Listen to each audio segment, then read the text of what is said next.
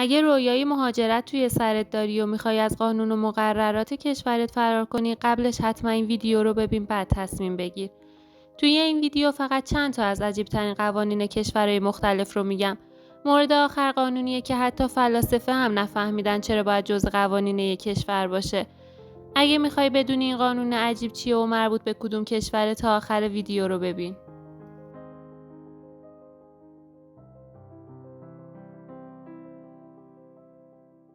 توی آلمان تموم کردن بنزین وسط بزرگراه ممنوعه و جریمه داره.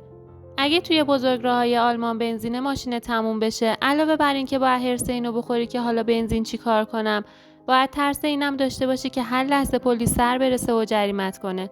البته این قانون به خاطر حفظ جون خود راننده و مردم وضع شده و به این دلیله که پیاده روی کنار بزرگراه و حتی ایستادن در حاشیه اون خطرناکه.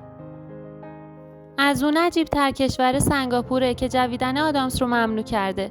توی سنگاپور خرید، فروش، تولید، واردات و خوردن آدامس و هر چی که مربوط به اونه ممنوعه. یه جورایی آدامس حکم مواد مخدر رو داره و وای به حالت اگه دست پلیس بیفتی. حالا میگی چرا؟ چون دولت سنگاپور مجبور بوده سالانه $150,000 برای پاک کردن آدامسای چسبیده کف خیابون و اماکن عمومی هزینه کنه.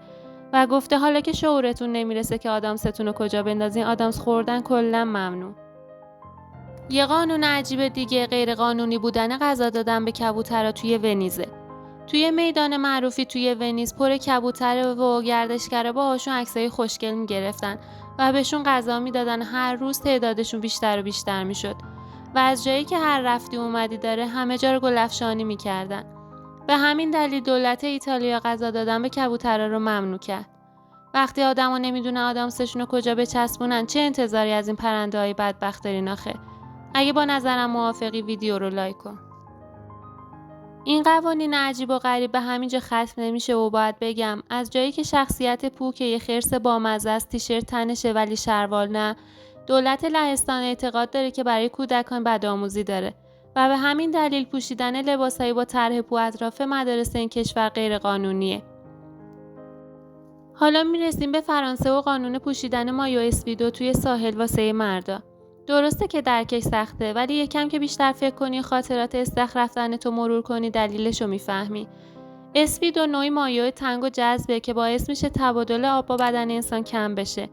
دولت فرانسه هم برای تمیز نگه داشتن آب و جلوگیری از زرد شدنش قانونی وضع کرده تا همه مردا از مایو اسپیدو استفاده کنن. حالا گرفتی که چی شد؟ یه قانون دیگه توی فرانسه اینه که بدون خریدن قبل حق نداری بمیری و با متخلفین برخورد قانونی میشه و با نشکش به جای اینکه تشریف ببری قبرستون احتمالاً میبرنتون زندون چند روزه آب خنک میل کنی. اگه تا اینجای ویدیو خوشت اومده پس حتما تا انتهای ویدیو رو ببین که داره جالب تر میشه. توی کانادا کشتن پاگونده جرم محسوب میشه. پاگونده یه موجود خیالیه و هنوز کسی این موجود رو از نزدیک ندیده. اما با این حال قانون کانادا میگه که اگه یه پاگونده رو بکشی باید $250,000 جریمه بدی. این یکیو که من که هرچی فکر کردم نفهمیدم چرا، ولی میگن توی کشور ژاپن پس از نیمه شب رقصیدن ممنوعه. یکی از قوانین کشور ژاپن اینه که رقصیدن تا زمانی که هوا تاریک نشده مجازه و پس از نیمه شب هیچکس حق رقصیدن نداره. خدا وکیلی اگه فهمیدی چرا توی کامنت ها به منم بگو. توی فلوریدا هم از اونجایی که مسئولین گرانقدرشون اعتقاد شدیدی به بردن لقمه حلال سر سفره زن و بچه‌شون دارن، پیش خودشون گفتن چی کار کنیم که زمانمون هدر نره.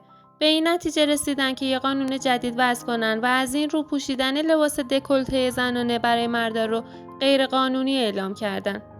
حالا چی شد که این قانون رو وضع کردن خودشون هم هنوز نفهمیدن.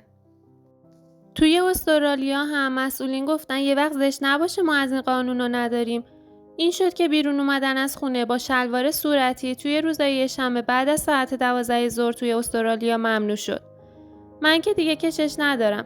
فعلا تا ویدیوی بعدی برم سر به بیابون بذارم. ممنون که تا انتهای ویدیو همراه من بودی. اگه از این ویدیو خوشت اومد کانال رو سابسکرایب کن و زنگوله رو بزن تا اولین نفر از ویدیوهای جدید با خبر بشی.